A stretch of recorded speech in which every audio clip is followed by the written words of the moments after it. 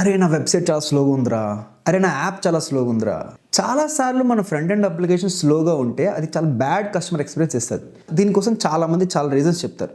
కానీ మనం ఒకసారి ఫండమెంటల్ లెవెల్లో ఆలోచిస్తే ఈ రీజన్స్ ఏంటో మనమే ఫిగర్ అవుట్ చేసుకోవచ్చు. ఏ ఫ్రంట్ ఎండ్ అప్లికేషన్ యొక్క పనైనా ఏముంటుంది, అది నెట్వర్క్ కాల్ చేసి ఆ నెట్వర్క్ కాల్ ద్వారా డేటాను తీసుకొని ఆ డేటాను రెండర్ చేసి మనకి డిస్ప్లే చేయాలి.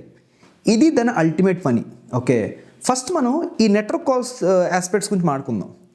ఫస్ట్ ఆస్పెక్ట్ మనం అడగాల్సిన క్వశ్చన్ ఏంటంటే, అసలు మీ ఫ్రంట్ ఎండ్ అప్లికేషన్ మీ సర్వర్తో కనెక్షన్ క్రియేట్ చేసుకోవడానికి అసలు ఎంతసేపు తీసుకుంటుంది? ఇప్పుడు మీ సర్వర్ ఎక్కడో ఉందనుకోండి, ఆ సర్వర్తో కనెక్ట్ చేయడానికే చాలా సేపు తీసుకుంటుంది. సో అందుకే మనం దగ్గరున్న సర్వర్స్తో కనెక్ట్ చేయడానికి జనరల్గా ప్రిఫర్ చేయాలి. అందుకే CDN సర్వర్స్ కానీ ఇలాంటి కాన్సెప్ట్స్ అన్నీ అందుకే అరైజ్ అయ్యాయి. సెకండ్ ఆస్పెక్ట్, సర్వర్స్తో కనెక్ట్ చేస్తున్నాం ఓకే, కాకపోతే ప్రతి ఒక్క నెట్వర్క్ కాల్కి ఒక డిఫరెంట్ కనెక్షన్ క్రియేట్ చేసుకుంటున్నామా, లేకపోతే ఎగ్జిస్టింగ్ కనెక్షన్నే వాడుకుంటున్నామా? సో మీ ఫ్రంట్ ఎండ్ అప్లికేషన్కి అసలు ఎగ్జిస్టింగ్ కనెక్షన్ రీయూజ్ చేసే క్యాపబిలిటీ ఉందా లేదా, అది ఒకసారి చెక్ చేసుకోవాలి. థర్డ్ ఆస్పెక్ట్, అసలు డిఫరెంట్ టైప్స్ ఆఫ్ డేటాను డౌన్లోడ్ చేస్తున్నాం. అసలు ఎంత పెద్ద డేటాను డౌన్లోడ్ చేస్తున్నాం? కొన్నిసార్లు మనం చాలా పెద్ద JSON ఫైల్స్ని డౌన్లోడ్ చేస్తాం.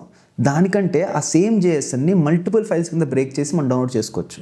లేకపోతే చాలా పెద్ద ఇమేజెస్ని డౌన్లోడ్ చేస్తాం, ఇమేజ్ని కంప్రెస్ చేయం. లేకపోతే CSSని చాలా పెద్ద CSS ఫైల్స్ కానీ పెద్ద JS ఫైల్స్ కానీ డౌన్లోడ్ చేస్తాం.